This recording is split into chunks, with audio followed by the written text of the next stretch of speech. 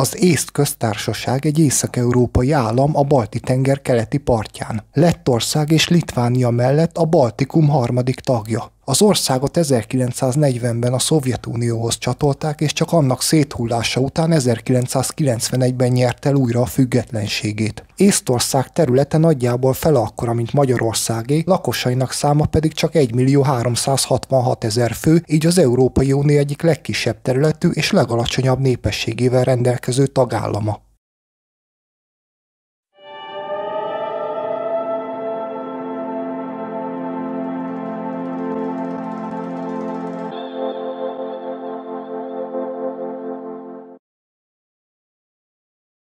Apró területe ellenére Észtországban közel 2000 kisebb-nagyobb sziget található.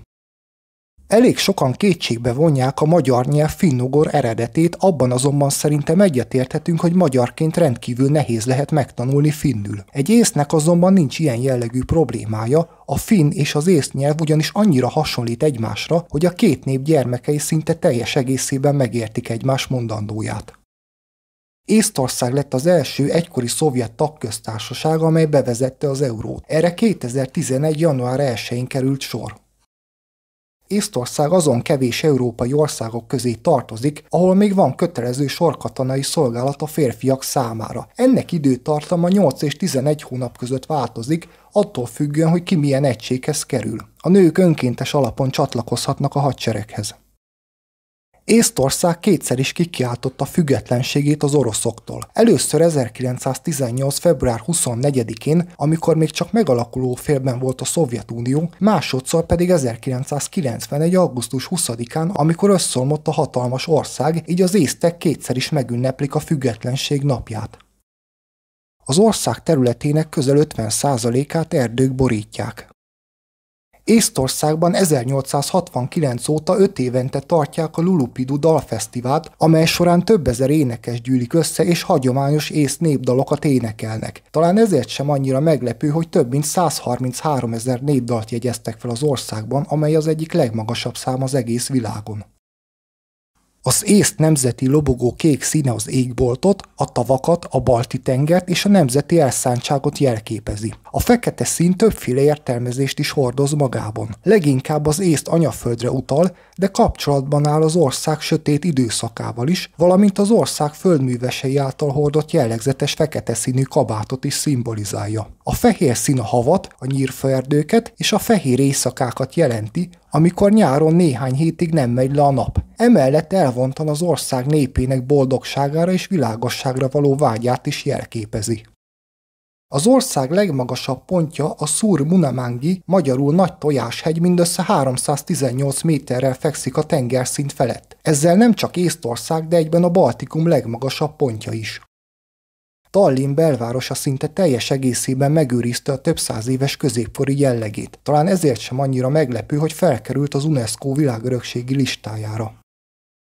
A tallinni Városháza gyógyszertár Európa legrégebb óta folyamatosan működő gyógyszertára. Az első írásos feljegyzése még 1422-ből származik. A gyógyszertár mellett ma egy kis múzeum is üzemel, amely bemutatja az ország egészségügyének történelmét.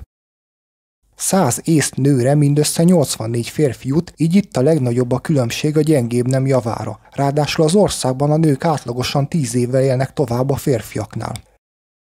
Az ország fővárosában, Tallinnban található Szent Oláv templom a maga 124 méteres magasságával 1549 és 1625 között a világ legmagasabb épülete volt. A források szerint a templomba legalább 10-szer csapott villám, és 3-szor szinte teljes egészében leégett, de eddig mindig újjáépítették. A kommunizmus idején a KGB rádiótoronyként használta a templom tornyát. Észtországban a gombaszedés az egyik legnépszerűbb szabadidős tevékenység. A családok és baráti társaságok előszeretettel mennek ki az ország erdeibe, hogy kedvenc időtöltésüknek hódoljanak. Észtország lakosságának 22%-a orosz ajkú, így ők a legnépesebb kisebbség. Az ország északnyugati részén fekvő Idaviru megyében abszolút többségben vannak, ugyanis az itt élők 73%-a orosz. Összehasonlításképpen a második legnagyobb orosz lakossággal rendelkező Hárjú megyében ez az arány csak 28%. Észtország Európa egyik legkevésbé hívő országa. A lakosság mindössze 14%-a tartja élete fontos részének a vallást, 58%-a pedig felekezeten kívülinek vallja magát. Ezért sokan a majd fél évszázados szovjet megszállást teszik felelőssé. Az országban a két legnépszerűbb keresztény vallási felekezet az evangélikus és a keleti ortodox. Az ország nyugati részén Orisszáre városában a focipálya közepén egy hatalmas tölgyfa található. A tölgy 2015-ben elnyerte az Európa évfája címet. Egy helyi városi legenda szerint Sztálin utasításba adta, hogy 2 traktorral gyökerestől húzzák ki a fát a földből. Azonban akárhogy is próbálkoztak, a traktorok nem jártak sikerrel, ugyanis az acélkábelek folyamatosan elpattantak. Ezt látván a diktátor végül megkegyelmezett a fának, amely a mai napig büszkén mered az ég felé. Az észt lakosság 89%-ának kék szeme van, amely az egyik legmagasabb aránya a világon.